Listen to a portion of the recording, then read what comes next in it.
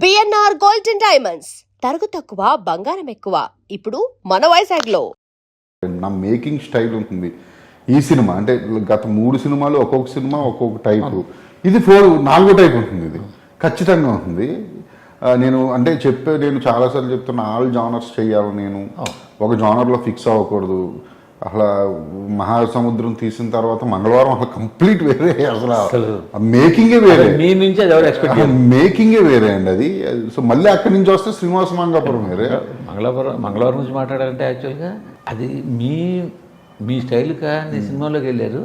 But అందులో heroine character ద్వారా మళ్ళీ మీ స్టైల్ అసలు అది ఇంకోటి ఎవరు చేయలేరు అసలు. యాక్చువల్గా మేకింగ్ కూడా చాలా కష్టం. మంగళవారం మీకు అంత ఈజీ కాదు అసలు, నాట్ ఈజీ అది. అటువంటిది నేను ఎవరో రీమేక్ రైట్స్ గురించి కూడా చాలామంది వస్తే నేను పొగరనుకున్నా ఏమనుకున్నా అవతల కూడా చెప్పాను, మీరు తీయలేరన్న సినిమా. షార్ట్ పెట్టుకున్నా మీరు ఈ సినిమా తీయలేరు, వదిలేండి, రీమేక్స్ అవి పెట్టుకోవద్దు అని చెప్పి. నాకు బాలీవుడ్ నుంచి కూడా రీమేక్ రైట్స్ కోసం అవి కూడా వచ్చారు.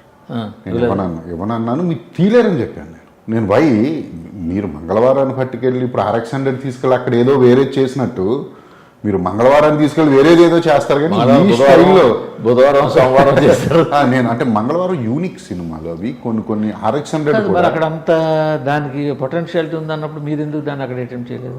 నేను పాన్ ఇండియా కానీ నేను యాక్చువల్లీ సౌత్ ఇండియా లాంగ్వేజెస్ కానీ నేను తీశాను. నేను అది ఖచ్చితంగా నెక్స్ట్ తర్వాత చూస్తాను. నేను మంగళవారం 2 అది ఇంకా ఇప్పటి నుంచి నేను మాట్లాడిన చాలా వెరీ బిగ్ లెవెల్ మంగళవారం. అవును, నేను ఇది అయిపోయిన వెంటనే దీని ముందు అదే స్టార్ట్ చేయాలి. అడుగుతుంతో ఇది ఎలా వచ్చింది ఆ మధ్యలోకి? మధ్యలో కాదు, కిరణ్ గారిని ఎప్పటి నుంచో సినిమా చేయాలి, అది స్టోరీ తెలిసింది, మహాసముద్రం ముందు చేయాలి ఇది తెలుసు, చాలా ఇష్టం కూడా ఆయనకి. సడన్గా నేను మంగళవారం 2 ప్లాన్స్ చేసుకుంటున్న టైంలో ఇలా అజయ్, ఇలా కృష్ణ గారి రమేష్ బాబు గారు అబ్బాయి ఉన్నాడు, ఇలా ఇంట్రడ్యూస్ చేయాలి అంటే, సార్ ప్లీజ్ ఇప్పుడు నేను ఇవన్నీ పెట్టను సార్, నాకు అంత నేను వేరే మైండ్ సెట్లో ఉన్నాను అంటే, లేదు అజయ్ 2-3 సార్లు వచ్చారు దత్ గారు ప్రజెన్స్ కలుస్తా అంటారు. దత్ గారిని కలవడం, తర్వాత కుర్రోని కూడా కలిసాను, జేక్స్. నాకు నచ్చితే నేను ముందుకు వెళ్ళిపోతాను. నాకు ఆల్ ఇల్లని ఉండదు, అంటే చిన్న పెద్ద అని చూడన్నాను నేను. అంటే ఆల్ ఇల్లని మీన్స్ నాకు జేక్స్ నచ్చాడు. తనకి చాలా తెలివైనడు అతను, సినిమా మీద అవగాహన ఉంది. ఏదో వాళ్ళు పైన చేయమంటున్నారు కదా చెయ్యాలనే సెన్స్ అయితే 1% కూడా లేదు. చాలా కసితో ఉన్నాడు. అంటే వాళ్ళ ఫాదర్ కంటిన్యూ చేయలేకపోయారు.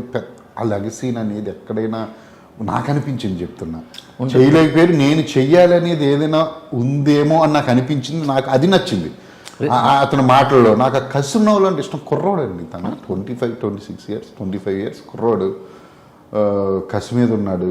నాకు అలా ఉండేవాళ్ళు అంటే ఇష్టం. నేను వన్స్ చేసేద్దామని ఫిక్స్ అయిన తర్వాత ఇంకా అసలు టప అన్ని. వాళ్ళ ఫాదర్ సడన్ గా ఆగిపోయింది, అది ఉంటుంది కదా, నాకు సాధించలేదు నేను సాధించాలని ఉంటుంది కదా. కానీ మనం ఏంటి డీల్ చేస్తాం, పెద్దంటి కుర్రాడు మన మాట వింటాడా నాకు అసలు నేను ఆలోచించినాను. నేను అసలు ఆ టైప్ అందరూ కొన్ని లెక్కలు ఉంటాయి ఇండస్ట్రీలో, నాకు అలా అవన్నీ తెలియదు. ఫస్ట్ ఆఫ్ ఆల్ తెలుసుకోవడం కూడా అనుకోను. మీరు నమ్ముతారా, మేకింగ్లో కొన్ని సినిమాటిక్ వర్డ్స్ ఉంటాయి. మీకు తెలుసా, మేకింగ్లో కొంచెం దాన్ని నాన్ లీనియర్ స్క్రీన్ ప్లేస్ అని అవి నాకు అసలు ఏమీ తెలియదు. నేను మాట్లాడిన ఇప్పుడు నన్ను ఒడ్లోంచి రావు. నాకు తెలియదు అంటే నాకు ఎలా తీసుకెళ్ళాలి ఏ స్టోరీని అని తెలిసిన వర్డ్స్ కూడా నేను ఎప్పుడు మాట్లాడను. నేను పక్క పల్లెటూరులో ఉంటాను మాట్లాడిన. నేను అందుకని నేనేమంటే ఇవన్నీ నేను పట్టించుకోలే. కుర్రోడ్ని చెయ్యాలనుకున్నప్పుడు ఓన్లీ నా మీటింగ్ కిరణ్ గారు, దత్తు గారు, హీరో, అంతే. ఇంకా నేను అసలు 4వ కలవలే ఇప్పుడు దాకా. అంటే కుర్రాడు మీద తీసుకురాగానే మీ వెంటనే మీ దగ్గర బ్రెయిన్లో ఉన్న ఈ లైన్ అది ఇది చేద్దామని, కిరణ్ గారు ఇది ఉంది కదా, ఈ లైన్ తెలుసు నేను చెప్తుంది అదే. కిరణ్ గారికి తెలుసు, చాలా ఇష్టం ఆయనకి ఇది. సో ఇది ఉంది కదా, ఇంట్రడ్యూస్ చేద్దాం అది ఇది అనేసరికి సరే అని నేను ఇంకా అక్కడి నుంచి టక్ తనని మొత్తం ఎవ్రీథింగ్ నేను హ్యాండ్ ఓవర్ చేసుకున్నా తనని. నేను ముందే చెప్పా, నేను మామూలుగా నా ఇష్టం వచ్చినట్టు ఉంటా, మీకు అలా అయితే ఆల్రెడీ నా గురించి కూడా తెలుసు వాళ్ళకి. బయట నేనేం కొత్త డైరెక్టర్ కాదు కదా, తెలుసు నాకు. తర్వాత జేక్స్ మేనేజర్ చెప్పాడు ఒకసారి, అజయ్ గారు మేము చాలా హ్యాపీ అండి, మేము జేక్స్ని మేనేజర్ అంటే ఫ్రెండ్ కూడా అతనే పాపం అన్ని జేక్స్కి మేము ఎవరితో చేయాలని పేపర్ మీద రాసుకున్నాం. గాడ్ ప్రామిస్గా చెప్తున్నాను, నేను ఫస్ట్ పేరు మీదే రాసుకున్నాం రాజీవ్ బాబు అని. సంవత్సరం తర్వాత మీరే వచ్చారు, చాలా హ్యాపీగా ఉంది అని చెప్పి. సో నాకు అంటే ఇప్పుడు మీరు తీసిన సినిమాలన్నీ ఎలా ఉంటాయని వాళ్ళకి ఒక ఐడియా ఉంది కదా, క్యారెక్టర్స్ ఎలా డిజైన్ చేస్తారు. అంటే వాళ్ళు రాసుకున్న టాప్ డైరెక్టర్స్ కాదు, జస్ట్ తర్వాత ఏమన్నా డైరెక్టర్స్, న్యూ డైరెక్టర్స్లో ఎవరు క్యాపబిలిటీ, ఎవరు అనుకున్న విధంగా తీయగలరు, ఎవరు సినిమాలు డిఫరెంట్గా ఉంటాయి, ఇవన్నీ క్యాల్కులేషన్ రాసుకున్నారంట. కొన్ని నేమ్స్ అందులో ఫస్ట్ నా పేరు ఉంది. సో నేనే వచ్చేసి హ్యాపీగా ఫీల్ అయ్యారు. సో నేను కూడా హ్యాపీగా ఫీల్ అయ్యా. మీరు ఇందాక ఒక మాట అన్నారు, ఇది కొత్త కథ నేను చెప్పను కానీ అని అన్నారు. కానీ ఆ మాట మీ దగ్గర నుంచి నాకు చాలా సర్ప్రైజింగ్గా ఉంది. అంటే నేను ఎందుకంటే మీరు చెప్పిన సినిమాలు సరే మహాసముద్రం కమర్షియల్గా హిట్ అయింది అన్నది పక్కన పెడితే, మీరు తీసిన 3-4 సినిమాలు కూడా అంతవరకు ఎవరు టచ్ అయిన పాయింట్. ఆర్ఎక్స్ అన్నాడు కానీ అసలు ఇవాళ నిజంగా ఇప్పుడు కల్ట్ సినిమా అని ఒక కొత్త పదం క్రియేట్ చేశారు. అసలు ఎక్కడ కల్ట్ సినిమా పెట్టుకోకుండా అసలు రియల్ కల్ట్ సినిమా అంటే ఖచ్చితంగా, ఎందుకంటే అంతకన్నా కల్ట్ సినిమా ఉంది.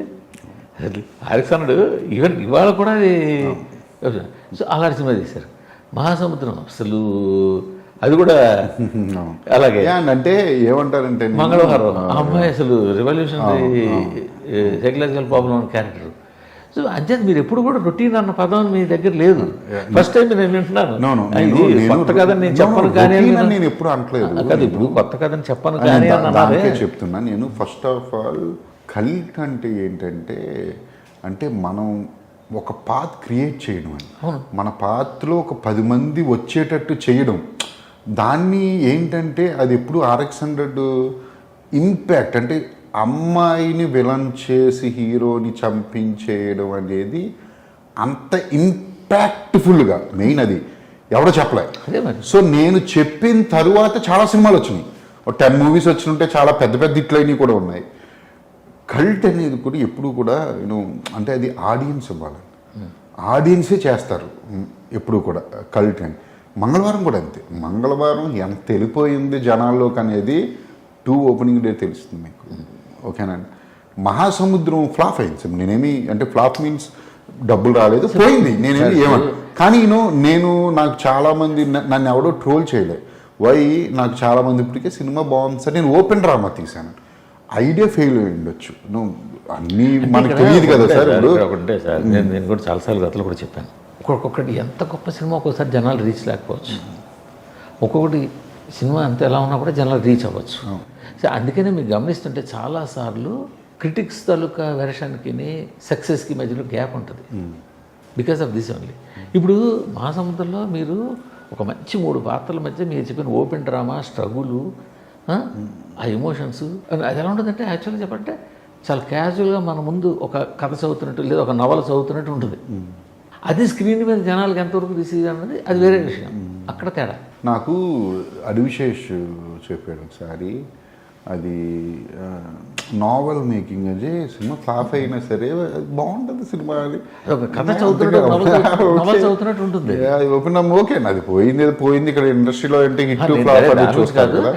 నేను శ్రీనివాస్ మంగాపురం అదే సార్ నేను చెప్తుంది ఏంటంటే ఇది కొత్తదే చెప్పను కానీ అన్న మీరు అనకూడదు, ఎందుకంటే మీరు అన్ని కొత్తగా చెప్పుకుంటూ వస్తున్నారు. నేను ఏమంటున్నానంటే శ్రీనివాస్ మంగాపురం సెంటర్ పాయింట్ అంత కొత్తదేం కాదు అంటున్నాను. నేను ఏమంటున్నానంటే నేను కంప్లీట్ మేకింగ్ని కొత్త నేను ఎవరు లాస్ట్ నేను ఒక్కడి తర్వాత అంటే రగ్గన్నెస్ కానీ లేకపోతే నేను మళ్ళీ చూడలేదు అంటున్నాను. నేను ఈ విజువల్స్ కానీ ఇవి కానీ నా మేకింగ్ స్టైల్ కానీ ఎవ్రీ సీన్ నేను కన్విన్స్ చేసే విధానం కానీ సినిమాలో కొత్తగా ఉంటుంది అంటున్నాను. నేను మేకింగ్ స్టైల్ అంటే ఇప్పుడు కొత్త కథలు ఎవ్రీ టైం నేను ఎక్స్పెరిమెంట్లు చేసుకుంటూ వెళ్ళలేను. అందులో జేక్స్ లాంటి కుర్రోడు, రాషా లాంటి అమ్మాయిని పెట్టుకున్నప్పుడు నేను రాసుకున్న దాంట్లో కూడా చిన్న చిన్న మార్పులు చేసుకుని వీళ్ళ ఏజ్కి తగ్గట్ట ఇన్నోసెన్స్ తీసుకొచ్చా స్టోరీలో.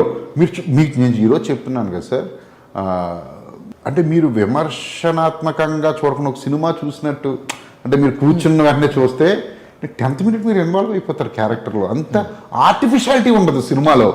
మీకు అర్థమైందా సార్ నేను దేని గురించి చెప్తాను? ఆడియన్స్ మీరు 10వ నిమిషంలో రియలిస్టిక్ స్పేస్ ఉంటుంది, నా స్టైల్ ఉంటుంది, నా సైన్ ఉంటుంది పక్కా. కానీ నేను ఎవ్రీ టైం ఎక్స్పెరిమెంట్లు చేయలేను. ఇప్పుడు నేను కొత్త వాళ్ళు వీళ్ళని పెట్టుకుని కూడా నేను ఎక్స్పెరిమెంట్లు అనేది నేను ఇప్పుడు ఈ స్టోరీకి చేయలేను, మళ్ళీ నెక్స్ట్ చేయొచ్చు, లేకపోతే ఇంకోటి చేయొచ్చు. అంటే ప్రతి స్టోరీ ఎక్స్పెక్ట్ నేను ఆర్ఎక్స్ అంటే అన్ని ట్విస్ట్ అంటే ఈ కొత్త పేరు మీద చేయలేవు. అవును, నేను ఆర్ఎక్స్ అనేది ఇచ్చిన తర్వాత మహాసముద్రం ఓపెన్ డ్రామా అన్నాను కదా, ట్విస్టులు లేవన్నా అని కింద ఎవడో కామెంట్ పెట్టాడు, నువ్వు డిసప్పాయింట్ చేసేవన్నా. మరి మామూలు షాక్ ఇవ్వలేదుగా మీరు. మహాసముద్రం తర్వాత నేను ఆర్ఎక్స్ మామూలు షాక్ బాగా గుర్తు, అతనికి నేను రిప్లై ఇచ్చాను, ఈసారి నేను చచ్చినా చేయను తమ్ముడు అని పెట్టా, రిప్లై ట్విట్టర్లో పెట్టా.